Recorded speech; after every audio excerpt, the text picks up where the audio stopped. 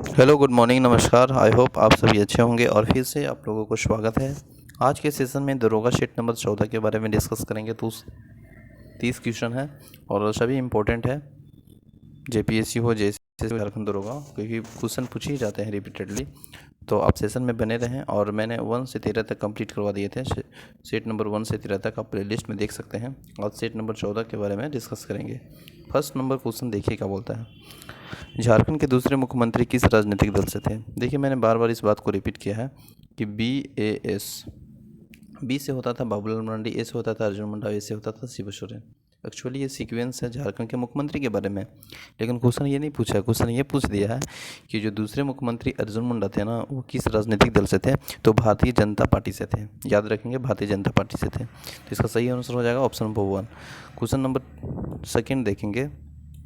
Second में बोलता है कि निम्न में से किसने सबसे कम अवधि तक झारखंड के मुख्यमंत्री के रूप में रहे थे?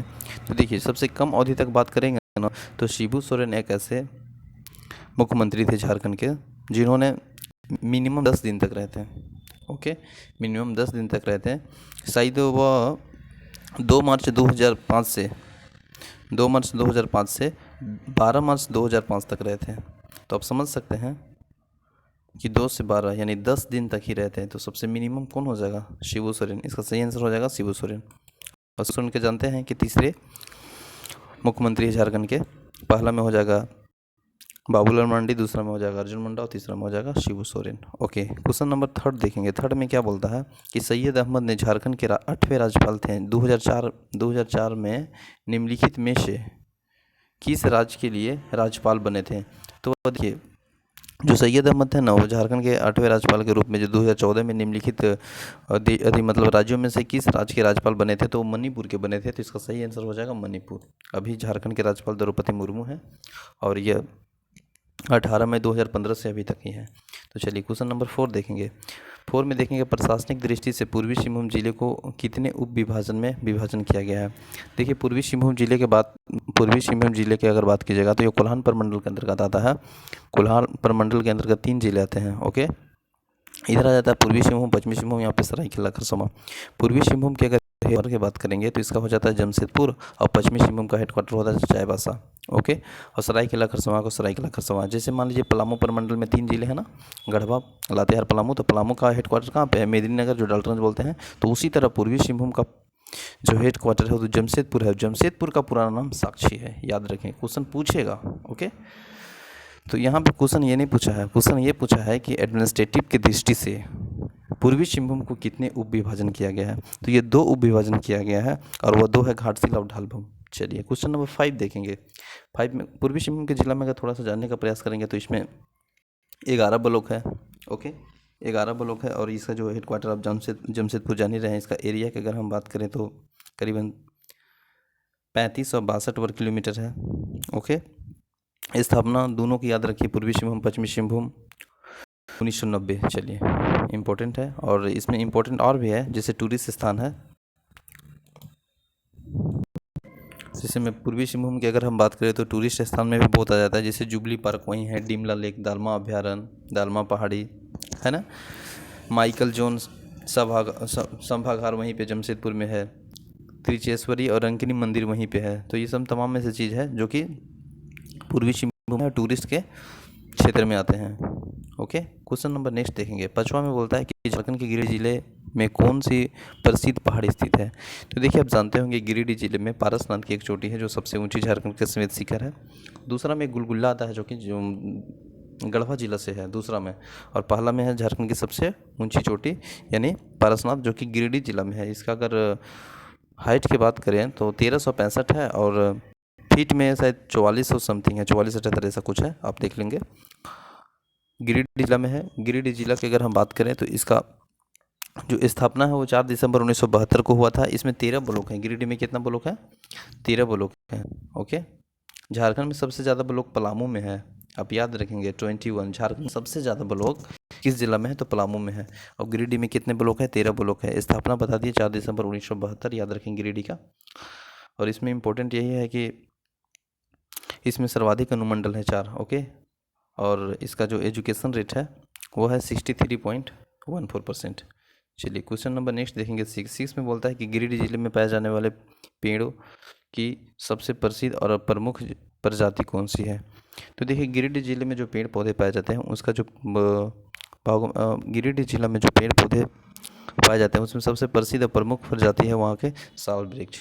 ओके, आप जानते होंगे साल झारखंड के वृक्ष हैं जिसका वैज्ञानिक नाम बात करें तो सोरिया रोबस्टा है। तो इसका सही आंसर हो जाएगा साल वृक्ष, ऑप्शन नंबर साल वृक्ष वाला होगा। क्वेश्चन नंबर 7 देखेंगे। 7 में बोलता है गोड्डा जिले के किन भागों में राजमहल पहाड़ियों ने ढक दिया है। तो गोड्डा जिला के किन भागों में राजमहल की पहाड़ियाँ ढक दिया, वो बरिजोर और सुंदर पहाड़ी है। इसका सही आंसर हो जाएगा बरिजोर और सुंदर पहाड़ी। गोड्डा जिला को देख रहे हैं साहेबगंज के बगल में है और साहेबगंज एक ऐसा जिला है जो कि झारखंड के एकमात्र जिला जहाँ से गंगा नदी क्रॉस करती है। ओके, तो साहेबगंज को देख रहे हैं उसी का बगल में गोड्डा है और वह गोड्डा जो कि राजमहल की पहाड़ियों से ढका है उसको बोलते हैं हम लोग बरिजोर और सुंदर पहाड़ी। गोड्डा जिला की बात करेंगे तो इसकी स्थापना अगर हम देखें तो 1983 समथिंग में हुआ है। 1983 25 मई को 2266 इसका वर्ग किलोमीटर एरिया है। 9 ब्लॉक है। अब एजुकेशन रेट देखेंगे तो 56.40% है। चलिए नेक्स्ट देखेंगे क्वेश्चन नंबर 8 में बोलता है गुमले ज़िले के कुल एरिया कितना है। देखिए इंपॉर्टेंट फैक्ट ये है किसी भी ज़िले के एरिया कितना है, समुद्र तल से कितनी ऊंची है, क्या टूरिस्ट स्थान है, एस्टेब्लिश क्या है, ब्लॉक कितना है, एजुकेशन रेट नहीं तो फिर स्थापना ही सब पूछे जाते हैं। तो आप सब डिस्ट्रिक्ट याद रखें, एक न दो क्वेश्चन ऑब्वियस है कि पूछ लिए जाते हैं। तो देखिए गुमला जिला के पूछा कि कुल क्षेत्रफल कितना है, तो रियली में इसका 5360 है, लेकिन और नियरेस्ट ऑप्शन के अनुसार हम देखेंगे ना तो इसका सही आंसर हो जाएगा 5327। ओके, सही आंसर हो जाएगा, लेकिन रियली में इसका 5360 किसका, गुमला जिला का। ठीक है, गुमला जिला के अगर हम ब्लॉक की बात करें तो इसमें 12 ब्लॉक है। स्थापना की बात करें तो 18 मई 1983 में इसका स्थापना हुआ है गुमला का। ठीक है, अब पूरा एरिया तो ये हो ही गया 5360, जो कि ऑप्शन के लिस्ट के अनुसार हमने सी को चुना है, तो इसका सही आंसर हो जाएगा ऑप्शन नंबर 3। चलिए नेक्स्ट क्वेश्चन देखेंगे 8। ओके 9, झारखंड राज्य के बारे में निम्नलिखित में से किसने खेल विश्वविद्यालय स्थापित किया था। तो देखिए ये खेल विश्वविद्यालय किया था CCL, खेल विश्वविद्यालय स्थापित करने वाला था CCL, तो इसका सही आंसर हो जाएगा ऑप्शन नंबर 3। मुंडारी भाषा किस परिवार से संबंधित है। तो मुंडारी भाषा किस परिवार से संबंधित है, ऑस्ट्रो-एस्टिलाइट से संबंधित है, तो ऑप्शन नंबर इसका सही हो जाएगा ऑप्शन नंबर डी। प्रवासी झारखंड मजदूर किस प्रकार के संगीत खेलते हैं। तो देखिए जो प्रवासी झारखंड मजदूर है वो किस प्रकार के संगीत खेलते हैं, वो अधिकतर ज़्यादा क्या हैं, नागपुरी संगीत, तो ऑप्शन नंबर सही हो जाएगा नागपुरी संगीत। 12 में देखेंगे झारखंड के खेतल सूद इलाकों में निम्न में से क्या स्थित है। तो वहाँ पे पहला मेगा फूड पार्क स्थित है, इसका सही आंसर हो जाएगा पहला मेगा फूड पार्क। 13 नंबर देखेंगे। 13 में बोलता है 2014 में हुई झारखंड विधानसभा चुनाव में किस राजनीतिक दल के सबसे अधिक सीटें जीती थी। तो बीजेपी की जीती थी, तो ऑप्शन नंबर सी हो जाएगा बीजेपी। चलिए नेक्स्ट देखेंगे झारखंड के कुल भौगोलिक क्षेत्र कितना है। देखिए झारखंड के कुल भौगोलिक क्षेत्र 79.70 लाख हेक्टेयर है, तो इसका सही तो आंसर हो जाएगा 79.70 हेक्टेयर। लेकिन अगर झारखंड के कुल अगर एरिया के क्षेत्रफल की बात करें तो 79714 है। ठीक है, चलिए ऑप्शन नंबर इसका हो जाएगा ऑप्शन नंबर 1। फिर देखेंगे भारत राज्य के वन रिपोर्ट 2015 के अनुसार झारखंड का कितना प्रतिशत वन क्षेत्र है। तो यह है 3.49% है। 2015 के अनुसार झारखंड के जो वन क्षेत्र है वो झारखंड में 3.49% है, तो सही आंसर हो जाएगा ऑप्शन नंबर 3। फिर देखेंगे स्वर्ण रेखा नदी की कुल लंबाई कितनी है। देखिए स्वर्ण रेखा नदी जानते होंगे आप, झारखंड के नगरी गांव से निकलती है, और स्वर्ण रेखा के अगर कुल लंबाई की बात किया जा रहा है तो कुल लंबाई इसका 395 किलोमीटर है, और इसी पे होंडू जलप्रपात है जो कि 28 मीटर है इसकी हाइट है। तो होंडू जलप्रपात स्वर्ण रेखा नदी पर है। स्वर्ण रेखा नगरी रांची से निकलती है। यह एकमात्र नदी है जो कि स्वतंत्र रूप से बंगाल की खाड़ी में गिरती है, तो ये सही आंसर हो जाएगा option number 1 395। Question number next देखेंगे। 2011 जनगणना के अनुसार झारखंड में किस जिले में साक्षरता दर सबसे अधिक है। तो देखिए सबसे अधिक आप जान रहे होंगे रांची, पुरुष साक्षरता दर, महिला साक्षरता दर सभी रांची में ज़्यादा है। तो इसका सही आंसर हो जाएगा रांची। रांची जिला की बात करेंगे तो इसका स्थापना 1899 में हुआ था और एजुकेशन रेट सबसे ज़्यादा है 76.06%। एरिया के बात अगर हम करेंगे रांची के तो 5000 प्लस है, यानी 5097 है। 18 ब्लॉक है इसमें रांची में। चलिए इसके बाद देखेंगे 2011 जनगणना के अनुसार झारखंड के किस जिले में सबसे कम जनसंख्या घनत्व है। तो देखिए झारखंड में सबसे कम जनसंख्या घनत्व है तो वह है सिमडेगा। ऑप्शन के अनुसार सिमडेगा ही है, क्योंकि 15159 है जनसंख्या, 159 है सिमडेगा के, तो सबसे कम घनत्व इसका है। इसके बाद में कम में आ जाता है आपको लातेहार 169, ठीक है। इससे और थोड़ा सा नीचे जाए तो गुमला जाता है 191, ठीक है। तो सबसे कम में हो जाएगा आपको सिमडेगा। कितना हो जाता है सिमडेगा? 159। और सबसे अधिक में अगर हम बात करेंगे ना तो सबसे अधिक जनसंख्या घनत्व में अगर हम देखेंगे तो धनबाद आ जाता है। धनबाद में 1316 जनसंख्या। इसके बाद आ जाता है बोकारो 715। तो इसका सही आंसर हो जाएगा सिमडेगा। ओके, सिमडेगा को देख रहे हैं। इसकी स्थापना की अगर हम बात करें तो सिमडेगा की स्थापना 30 मई 2001 में हुआ था और इसमें 10 ब्लॉक हैं। और पूरा एरिया देखें तो इसमें एरिया की अगर हम बात करें तो 3700 समथिंग है, यानी 3774 है। 3774 वर्ग किलोमीटर स्क्वायर है। चलिए क्वेश्चन नंबर 19 देखेंगे। झारखंड का पहला हवाई अड्डा कहाँ पे स्थित है। तो देखिए झारखंड का पहला हवाई अड्डा रांची में स्थित है और उसका नाम है बिरसा हवाई अड्डा। बिरसा मुंडा के नाम पे ही रखा गया है, जो कि रांची में है। जैसे बिरसा मुंडा हॉकी स्टेडियम तो वहीं पे है, जो कि रांची में पाया जाता है। तो इसका सही आंसर हो जाएगा ऑप्शन नंबर रांची। झारखंड की कौन सी जनजाति सबसे अधिक है। देखिए झारखंड की सबसे जनजाति संथाल जनजाति सबसे अधिक है ना। इसके बाद आता है उरांव जनजाति, संथाल, उरांव। तीसरा में आ जाएगा मुंडा और चौथा में आ जाएगा हो, ठीक है। और चौथा में आ जाएगा हो। संथाल के सबसे बड़ी, झारखंड की सबसे बड़ी जनजाति संथाल जनजाति। दूसरा में आ जाता है उरांव, तीसरा में आ जाता है मुंडा, चौथा में हो। संथाल के अगर परसेंट बात करें तो 35% समथिंग है संथाल का। उरांव के 19.6% है।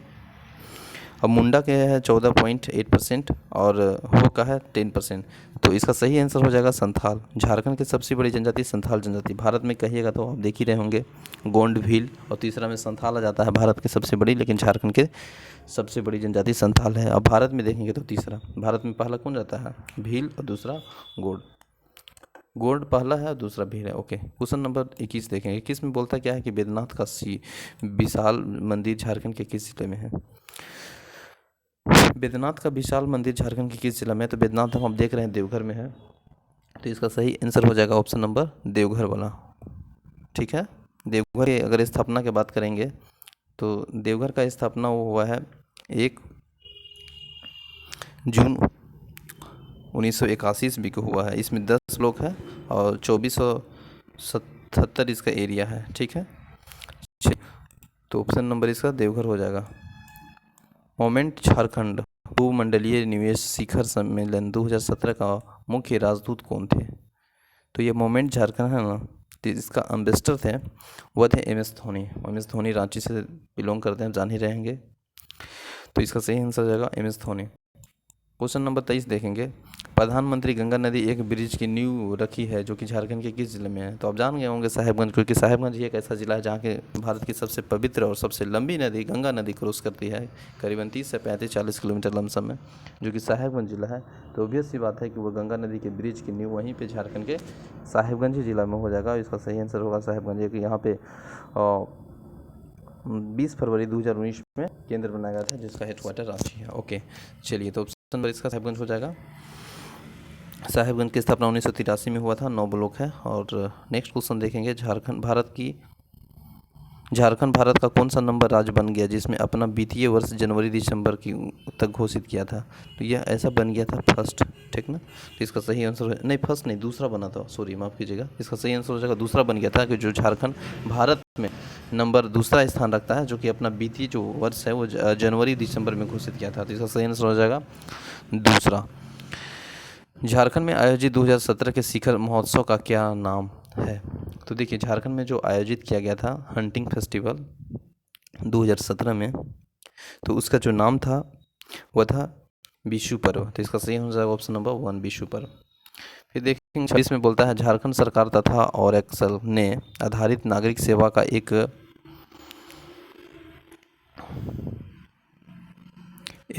MOU पर हस्ताक्षर किए थे। तो यह किए थे MOU पर हस्ताक्षर क्वाड्स, तो इसका क्वाड्स, तो इसका सही हो जाएगा क्लाउड्स।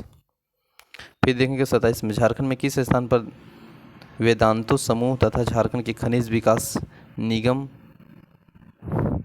संयुक्त रूप से एक इस्पात संयंत्र का गठन करेंगे। तो ये झारखंड के किस स्थान पर किया जाएगा? तो इसका सही आंसर हो जाएगा ऑप्शन नंबर मनोहरपुर 3। ओके, फिर देखिए 28 में क्या बोलता है। देखिए करेंट से रिलेटेड क्वेश्चन है, जब आप एग्जाम देंगे तो उसमें करेंट हो सके तो यही पूछे, ना तो फिर न्यू पूछेगा 1 साल के अंदर 6 महीना के अंदर। तो ये करेंट से रिलेटेड क्वेश्चन है जो कि 2017 में पूछे गए थे दरोगा, झारखंड दरोगा की एग्जामिनेशन में। 28 में क्वेश्चन देखेंगे कि किस मंत्री ने झारखंड के लिए 24x7 दूरदर्शन चैनल की घोषणा की थी। तो यह कौन मंत्री थे जिन्होंने किए थे? तो वेंकैया नायडू थे। तो इसका सही आंसर जाएगा ऑप्शन नंबर 2। फिर देखेंगे मुख्यमंत्री रघुवर दास के प्रस्तावित झारखंड निजी नियोजन अभिकरण तथा घरेलू कामगार में विनिमय विधेयक का नामक विधेयक का क्या लक्ष्य था? तो उस समय लक्ष्य था वो मानव तस्करी को समाप्त करना था। जिसका सही हो जाएगा ऑप्शन नंबर 1, मानव तस्करी के समाप्त, to abuse the human traffic. फिर देखेंगे 30 क्वेश्चन 30 में बोलता है कि झारखंड लोक निधि प्रणाली को लागू करने वाला राज्य बना। देखिए झारखंड जो है ना वो लोक निधि प्रणाली करने वाला, मतलब इम्प्लीमेंट पब्लिक फंड मैनेजमेंट करने वाला झारखंड जो है वो बन गया है पहला स्थान। तो इसका सही आंसर हो जाएगा option number 1। Thank you so much for watching this session, और आई होप सेशन अच्छा ही लगा होगा। जय हिंद फॉर वाचिंग, जय हिंद।